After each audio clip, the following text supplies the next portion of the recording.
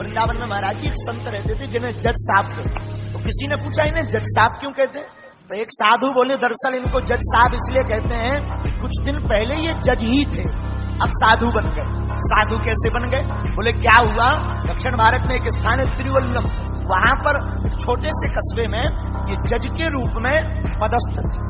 वहीं गांव में एक बगल में गांव था, कस्बा से लगा हुआ, गांव में एक रघुनाथ जी का मंदिर था। रघुनाथ जी के मंदिर में पुजारी जी रहते थे, एक भोला भक्त रहता था जिसका नाम ही था भोला भगत। उससे कोई कुछ पूछे कि भाई ये ऐसा कैसा, बोले रघुनाथ जी जाने, सब बात रघुनाथ जी पर छोड़ देता। बड़ा अटूट निष्ठा, देखना विश्वासम फलम दायकम। एक बार उस भोले भगत की बेटी की शादी का समय आया, 2 बेटा थे 1 बेटी। तो बेटों ने कहा पिताजी बहन का विवाह करना है, संपत्ति है नहीं है, आप एक काम करो, गांव के नगर सेठ से उधार उठा लो, बाद में हम मेहनत करेंगे, मजदूरी करेंगे, चुका देंगे। ठीक है। गांव के अमीर सेठ से पुराना जमाना 800 रुपया उधार लिए और चुकाने की बात तय हुई। सेठ ने एक कागज लिया, उस पर लेखनी की, दस्तखत कराए, तो अंगूठा किया उसने। वो आया रघुनाथ जी के चरणों में, वो पत्र रखा, सरकार 800 रुपए का कर्जा हो गया, अब आप कृपा करना ये चुक जाए। कालांतर में भोला भगत के बेटों ने मेहनत की, मजदूरी की, 1000 रुपया कमाए तो 800 रुपया ब्याज दे दिए। पिताजी चुकाया, अब भगवान की कृपा हो गई, चुकाओ। भोला भगत, सेठी जी श्री सीताराम, आपकी जो हम उधारी ले गए थे ना, ये स्वीकार कीजिए। हाँ लाओ लाओ लाओ लाओ। और भोला कैसे हो, आपकी कृपा है। एक कागज लिया, वो जो कागज था जिसपे 800 की उधारी लिखी थी, चुकती लिख दी, दूसरी रसीद बना के दे दी, लो इसे पढ़ लो। हम क्या जाने, हम तो पढ़े लिखे नहीं साहब, रघुनाथ जी जाने। अब मलाल मन में भर गया सेठ, ये बढ़िया है, ये पढ़ा लिखा है नहीं, 2 बार रुपया ले सकते हैं। तो अच्छा एक काम करो, जरा पानी लाओ भीतर से। उसे पानी लेने भेजा, तो जिसमें चुकती लिखा था वो पर्चा अपनी बही में रख लिया, झूठ मूठ का ऐसे ऊपर नीचे कुछ लिख करके दे दिया, लो ये है, चुक गए। जो आ गया, आया भागा भागा, रघुनाथ जी के चरणों में वो पत्र रखा, आपकी कृपा से रुपया चुक गए। सेठ की मति मारी गई, भक्त पर भगवान को कौतुक करना था, तो सेठ ने दोबारा रुपया लेने के लिए इनके ऊपर, भोला भगत के ऊपर केस लगा। ये कोई घटना हम आपको त्रेता द्वापर या बहुत सतयुग की पुरानी नहीं, कलयुग की, अभी यही कोई 80 साल पहले की घटना सुना रहे। और वो केस इन्हीं जज साहब की अदालत में गया, तो जज साहब ने बुलवाया, तो अदालत में वह भोला भगत हाजिर हुआ। भोला भगत हाजिर हुआ तो जज साहब ने पूछा, क्यों भाई आपने सेठ जी के रुपया लिए? जी सरकार।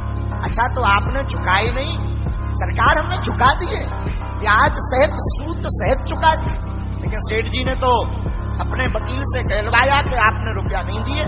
भोला भगत रोने लगा, सरकार हमने तो चुकाए हैं, चलो चलो रो मत। आपने जब रुपया दिए तब कोई वहां था तीसरा? बोले हुजूर और तो कोई नहीं था, रघुनाथ जी और हमारे और सेठ जी के अलावा कोई चौथा नहीं था। जज साहब को लगा रघुनाथ जी कोई गांव का आदमी है, तो गरीब दशा देखकर, शरीर की दशा देखकर, अच्छा ठीक है तुम जाओ, दोबारा फिर गवाही होगी, फिर आना। अपने ही रुपयों से जज साहब ने एक संबंध निकाला रघुनाथ जी के नाम से, डाकिया संबंध लेकर के गांव में आया। अब भगवान की ऐसी कृपा तो उस गांव में रघुनाथ नाम का कोई व्यक्ति नहीं, तो किसी ने कहा कि यहाँ पर रघुनाथ नाम से तो कोई नहीं रहता, पर रघुनाथ जी का एक मंदिर है। तो वो पत्र पहुंचाने वाले ने कहा कि वही मंदिर ही बताओ, वहीं दे आए। मंदिर में पुजारी जी बाहर बैठे बैठे सीताराम सीताराम सीताराम सीताराम जप रहे थे, तो कहा कि रघुनाथ जी का मंदिर यही है? पुजारी जी ने कहा हाँ मंदिर तो यही है, तो ये संबंध आया है, हस्ताक्षर करो।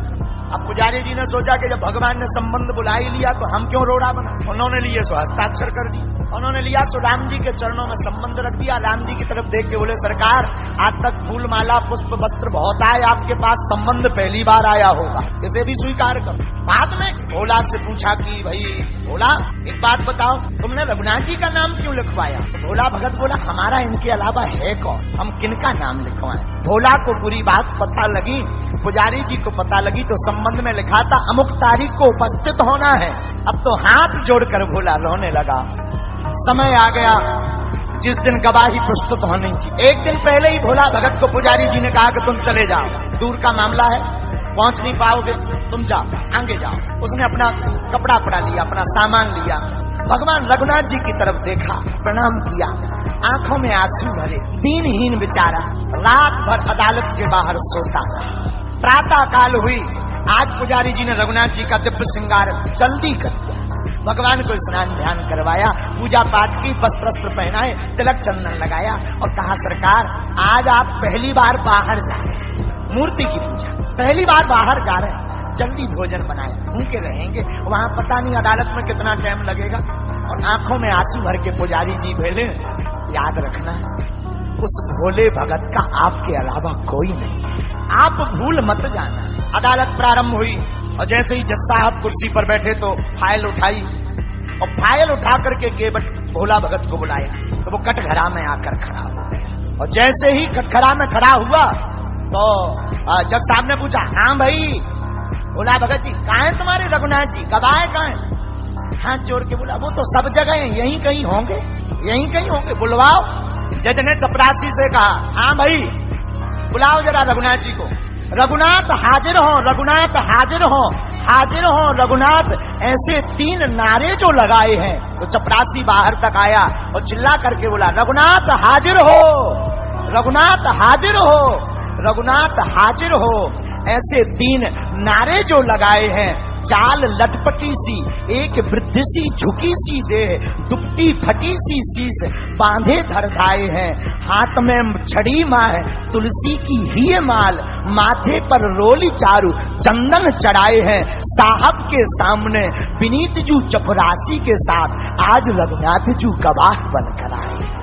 हाथ में एक छड़ी लिए, कपड़ा फटे से भगवान पहने, मस्तक पे चंदन भगवान लगाए, शरीर कांप रहा। और चपरासी ने आवाज लगाई, रघुनाथ हाजिर हो। तो आवाज दूर से आ रहे आ रहे आ रहे, आकर रघुनाथ जी जो दुनिया की दाता है वो आज कटघरे में खड़े हैं। तो चौंक गए सेठ, कौन आ गए? सेठ की आंखें फटी रह गई। पूछा, क्यों भाई रघुनाथ जी?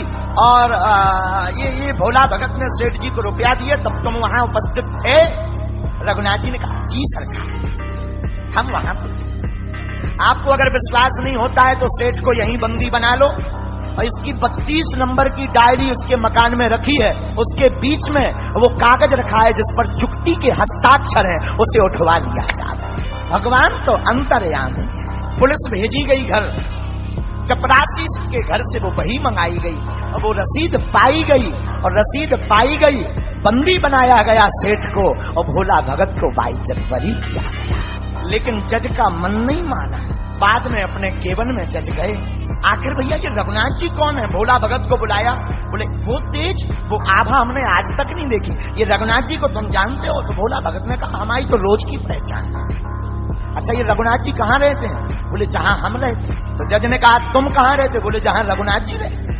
अच्छा तो ये रहते कहाँ? बोले मंदिर में। अच्छा ये पुजारी है? बोले नहीं। तो इन्होंने मंदिर बनाया? बोले मंदिर भी नहीं बनाया। फिर बोले कौन है ये रघुनाथ जी? बोले जिनका मंदिर है वही रघुनाथ जी। और जैसे ही इतना कहा आंखों से आंसू बह गए जज साहब के। और उस दिन के बाद कभी अदालत में नहीं बैठे। लोगों ने कहा, कहाँ जा रहे हो? बोले जहां से गवाह आए थे अब उन्हीं गवाह के चरण शरण में जा रहे। वृंदावन आ गए, तब से वृंदावन में उन्होंने वास किया।